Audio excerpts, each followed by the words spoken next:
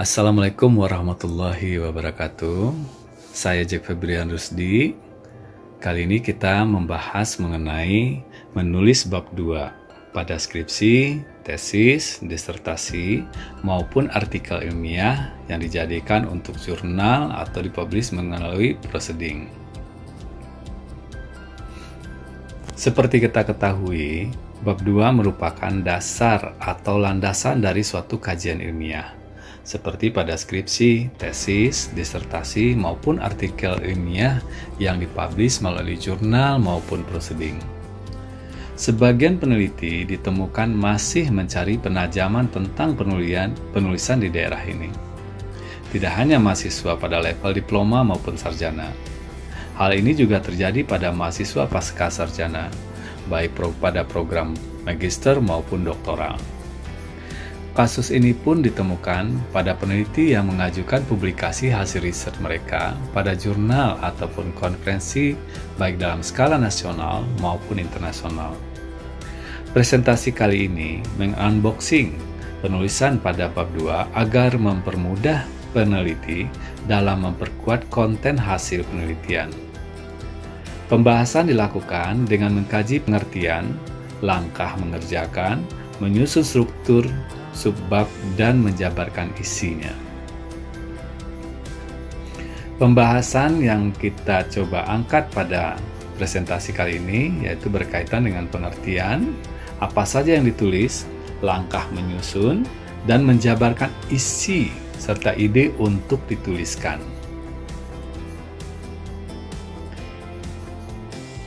Bab 2 sering disebut juga dengan istilah kajian pustaka, landasan teori, studi literatur, atau dengan istilah yang semakna.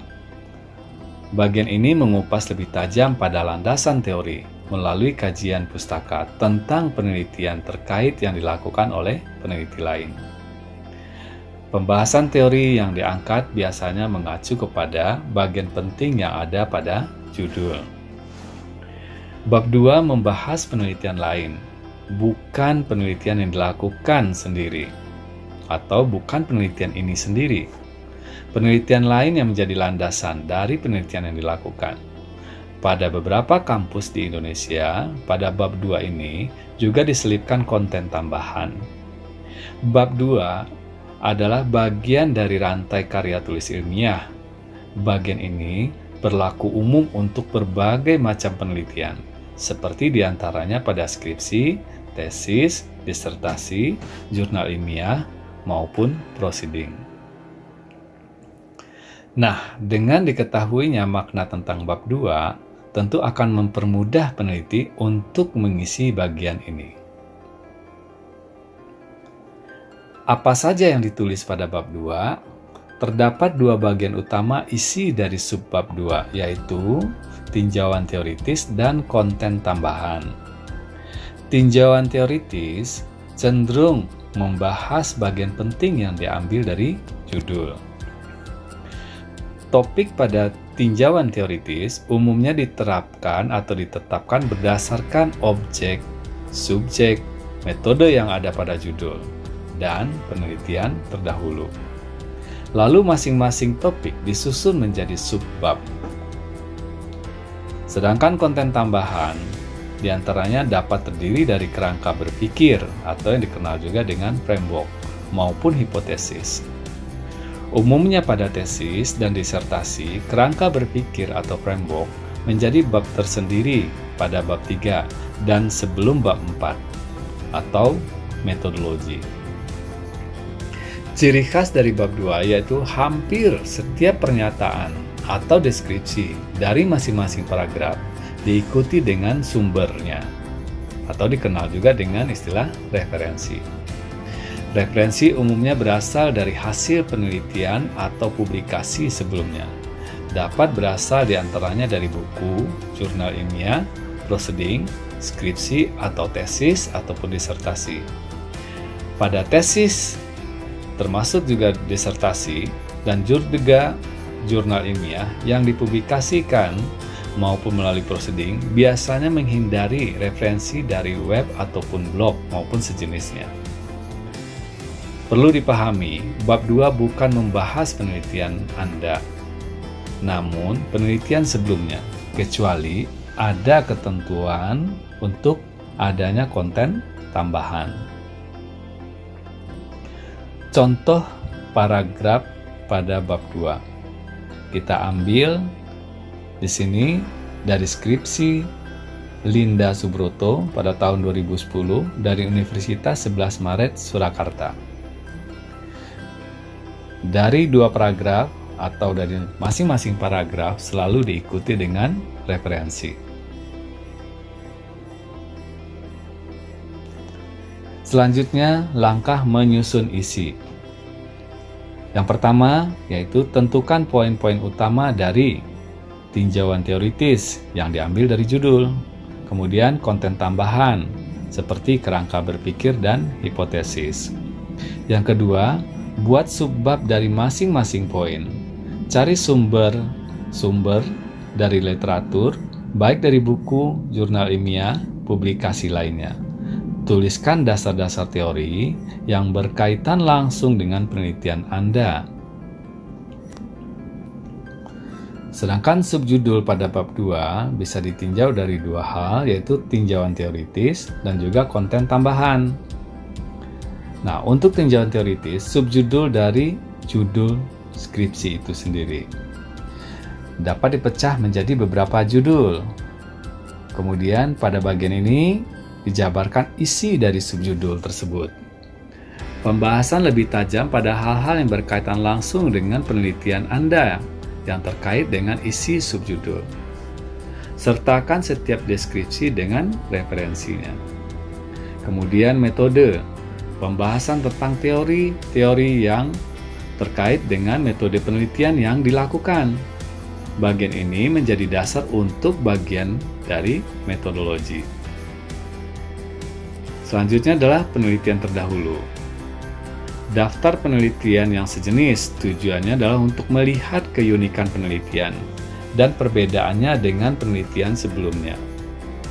Format penulisan dapat dibuat dalam bentuk tabel maupun paragraf, disesuaikan dengan format yang ditetapkan oleh kampus. Sedangkan untuk konten tambahan, terdiri dari kerangka pikir, dapat ditulis pada bab sendiri setelah bab 2, khususnya untuk tesis dan disertasi. Kemudian hipotesis, dapat juga dituliskan pada bab 1. Kita akan coba lihat bagaimana memilah antara tinjauan teoritis dan konten tambahan. Di sini dari judul pada bab 2 dijadikan 2 bagian, yaitu tinjauan teoritis dan konten tambahan. Khusus untuk tinjauan teoritis bisa dijadikan subjeknya menjadi subbab 2. Begitu juga dengan objek, metode, serta penelitian terdahulu. Sedangkan konten tambahan dapat terdiri dari kerangka berpikir maupun hipotesis. Nah, di sini kita akan coba lihat contoh penerapan pada penelitian yang pernah dilakukan, diantaranya yang dilakukan oleh Saudari Dini Novianti pada tahun 2020 dari Universitas Padjadjaran. Beliau mengambil judul penelitian atau skripsinya Kualitas Pelayanan Kesehatan di Puskesmas Garuda Kota Bandung. Nah, di sini untuk bab 2 dalam tinjauan teoritis dibahas mengenai pengertian pelayanan, pelayanan publik, kualitas layanan publik, penelitian terdahulu. Sedangkan konten tambahan, kerangka penelitian dan hipotesis. Contoh kedua, kita lihat dari skripsinya Upit Mawardani tahun 2019 dari IAIN Metro yang berjudul Pengaruh Pemasaran Produk Makanan dan Minuman Terhadap Minat Beli Konsumen. Nah, di sini kita lihat untuk tinjauan teoritis yang dibahas adalah pemasaran produk, kemudian minat beli konsumen, dan selanjutnya adalah pengaruh pemasaran terhadap minat beli konsumen. Nah, ini berkaitan erat dengan judulnya. Nah, sedangkan untuk konten tambahan yaitu kerangka berpikir dan hipotesis penelitian. Selanjutnya, mengenai penentuan subjudul. Subjudul merupakan penjabaran dari poin-poin penting pada judul karya ilmiah Anda. Subjudul diantaranya didasarkan kepada poin penting baik subjek maupun objek yang ada pada judul, skripsi, atau penelitian. Metode yang digunakan, serta penelitian sebelumnya. Nah, misalnya kita lihat di sini dengan judul pengaruh A terhadap B pada C dengan metode D di E. Maka yang berpotensi menjadi subjudul adalah A, B, C, D, dan E. Urutan dari subjudul ini disesuaikan dengan kebutuhan tentunya. Selanjutnya, judul pengembangan pola A pada B dengan menggunakan C. Maka yang berpotensi menjadi subjudul adalah A, B, dan C. Nah, setelah ditentukan subjudul, kita jabarkan isinya. Isi dari masing-masing subjudul umumnya mengacu kepada ontologi, epistemologi, dan aksiologi terhadap penelitian yang pernah dilakukan terkait dengan penelitian Anda. Ontologi adalah pembahasan mengenai penelitian yang bersifat konkret, sehingga penelitian memiliki landasan yang kuat. Biasanya terdiri dari apa, siapa, di mana, bagaimana, dan kenapa. Epistemologi, pembahasan tentang asal-usul dari sisi keilmuannya, biasanya dibahas mengenai sumber, proses, dan hakikat kebenaran dari suatu pengetahuan atau kajian. Sedangkan aksiologi, pembahasan tentang dampak baik dan buruknya dalam nilai dari sisi manusia, termasuk kebermanfaatan penelitian sejenisnya selama ini yang dilakukan oleh peneliti lain. Lalu apa saja yang isi dari masing-masing subbab? Wah, banyak sekali peluangnya. Sesuaikan saja dengan penelitian yang dilakukan. Usahakan untuk tidak melebar pembahasan ke hal yang tidak dikaji dalam penelitian. Berikut ini akan dibahas beberapa poin yang berpeluang untuk Anda angkat, terutama dalam mendeskripsikan subjek atau objek pada bab 2. Ini dia ide-ide terkait dengan masalah deskripsi subjek ataupun objek dari masing-masing subjudul.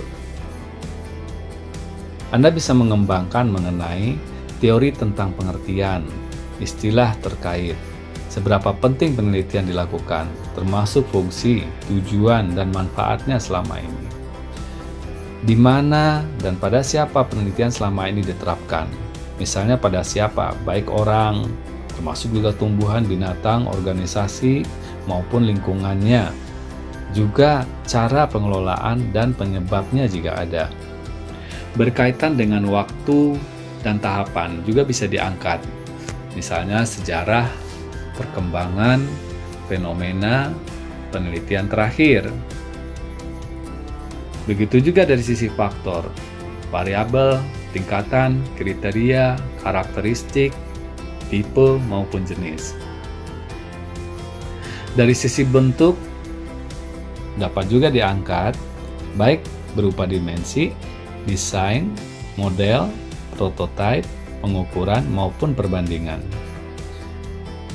Metode yang dapat terdiri dari kualitas maupun kuantitas, proses, tahapan, cara mendapatkan data maupun cara mengukur penelitian untuk validasi.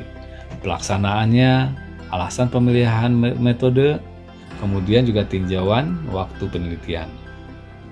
Yang perlu diingat sekali lagi, bab 2 hanya membahas penelitian orang lain atau penelitian sebelumnya yang pernah dilakukan, kecuali pada konten tambahan. Sebelum presentasi ini kita tutup, jangan lupa like presentasi ini, serta tuliskan komentar Anda.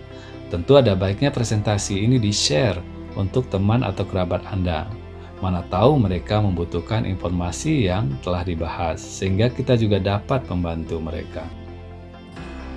Baiklah semuanya, pada presentasi kali ini kita telah membahas tentang berbagai hal terkait dengan penulisan karya tulis ilmiah, khususnya bab 2. Bab 2 merupakan kajian teoritis dari penelitian lain yang berhubungan erat dengan penelitian yang sedang dilakukan. Pada bab 2 tidak dibahas tentang penelitian skripsi atau karya tulis Anda sendiri, kecuali pada konten tambahan. Presentasi ini diharapkan dapat mempermudah siapapun dalam menyusun karya tulis ilmiah, khususnya bab 2. Banyak kemudahan dan kelancaran untuk Anda, amin. Billahi taufiq wal hidayah. Assalamualaikum warahmatullahi wabarakatuh.